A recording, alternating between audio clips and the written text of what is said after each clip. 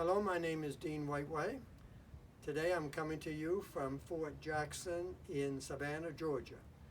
And I'm standing in front of a cannon that was very similar to the story that I'm going to tell you today.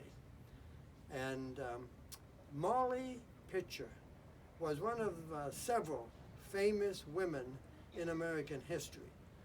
And part of the quest about Mary Pitcher is whether the reports are accurate. Were they as good, as heroic as we read in the history books?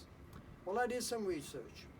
And this is what I found out, is that Mary Ludwig Hayes McCullough was the real name for Molly Pitcher.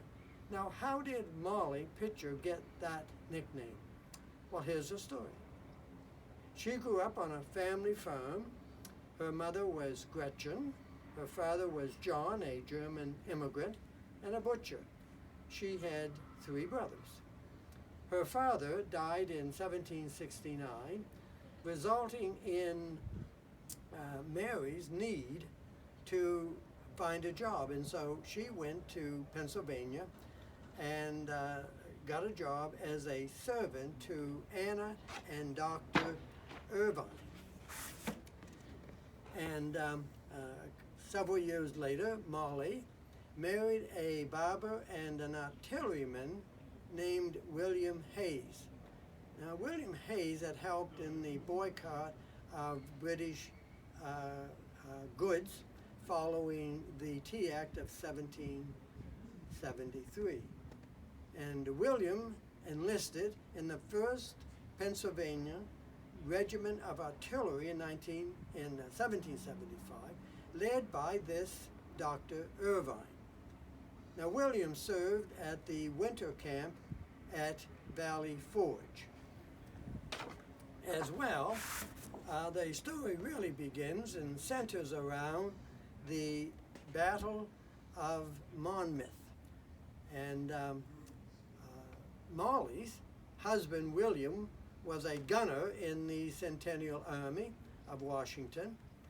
And as it was common, she went with her husband, both in battle and as well, of course, living a day-to-day existence in the army. Now, during the battle, Molly, because her husband, William, had been wounded, she made countless trips to the river, getting water, drawing pitchers of water, both for the soldiers to drink, and secondly, and just as important, to pour on the barrels of the cannons to cool them off.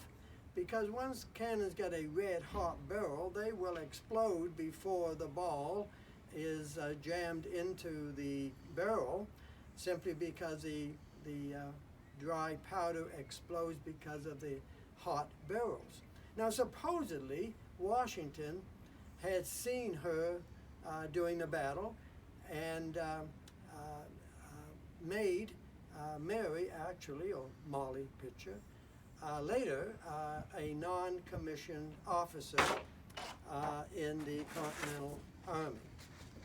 Now, the question of Molly Pitcher, is it true?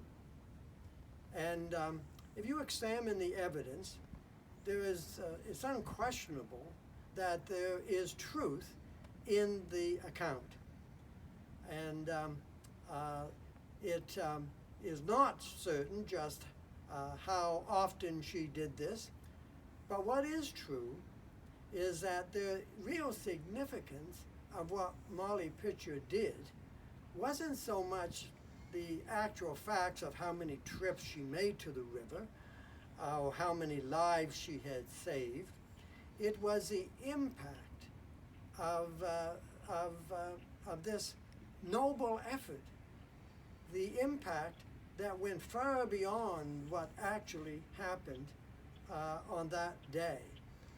Now, in the Bible, we have a similar account of an act and it's found in Judges 3:31, where it says that a man simply with a ox goad slew 600 Philistines.